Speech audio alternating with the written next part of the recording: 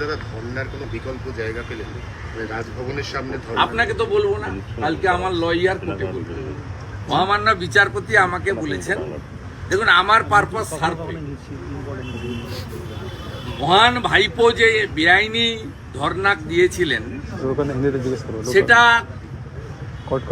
রাজ্য সরকারের লয়ার যে কলকাতা পুলিশকে রিপ্রেজেন্ট করছিল তিনি কোর্টে বলেছেন, আপনারা দেখেছেন, যে একটা ভুলের জন্য আরো ভুল করব কি আমরা, দ্যাটস ওকে। এবং মহামান্য বিচারপতি সঠিকভাবে তিনি জানতে চেয়েছেন যে ভুল করার জন্য কি কি অ্যাকশন নিয়েছেন তার রিপোর্ট কলফর করেছেন, সেটা পুলিশের রিপোর্ট থ্রু সরকারি লয়ার কালকে জমা পড়বে। আর আমাকে বলেছেন, আমার লয়ারকে বলেছেন যে আপনি কথা বলে বিকল্প জায়গার করুন, কারণ যে অত্যাচার কন্টিনিউ চলছে এই অত্যাচার বন্ধ করার জন্য গণ আন্দোলন একমাত্র পথ।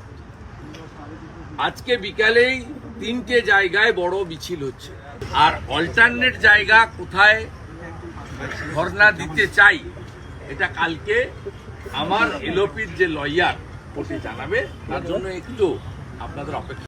রাজভবনের সামনে শুভেন্দু অধিকারী যে অবস্থান করতে চান, তো একটা আজব আবদার। নির্বাচনী বিপর্যয়, বিজেপি হেরে গেছে, বাংলায় আসন কমেছে, বিভৎসভাবে হেরেছে, এবং তারপরে একটা মুসল পর্ব চলছে, কারা এইসব থেকে নজর ঘোরাতে এই ধরনের নাটক করতে গেছিল বিজেপি এবং তাদের এরা। তো এখন হাইকোর্ট তো সরিয়ে দিয়েছে, হাইকোর্ট তো বলেছে সব জায়গায় করা যাবে না, অন্য জায়গা দেখতে বলেছে।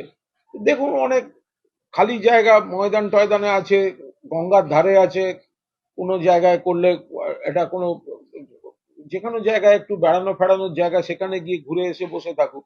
তো তার জন্য এইটা মামার বাড়ির আবদার যে নিজেরা হারবে ভোটে, সেখান থেকে নজর ঘোরাবার জন্য তাদের এই চাই ওই চাই, ওখানে বসতে হবে, এসব হয় না, কোর্ট বিদায় করে দিয়েছে।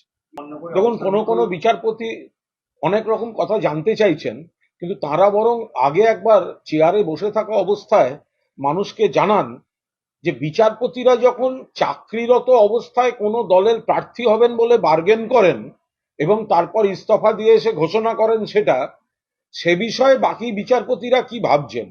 এই কথায় কথায় রাজ্য সরকারের কাছ থেকে এই জানতে চাই, অমুকের কাছ থেকে এই জানতে চাই, তো আমরাও তো কোনো বিচারপতির কাছ থেকে জানতে চাই যে যাদের মধ্যে রাজনৈতিক পক্ষপাত দোষ দেখা যাচ্ছে, তো তারা একটু বুঝিয়ে বলবেন যে তাদের সঙ্গে কোনো রাজনৈতিক দলের পেছনে পেছনে গোপনে গোপনে পর্দার আড়ালে কি কি কথা চলছে, সেইগুলোই অনেকের পর্যবেক্ষণের আড়ালে বেরিয়ে চলে আসে।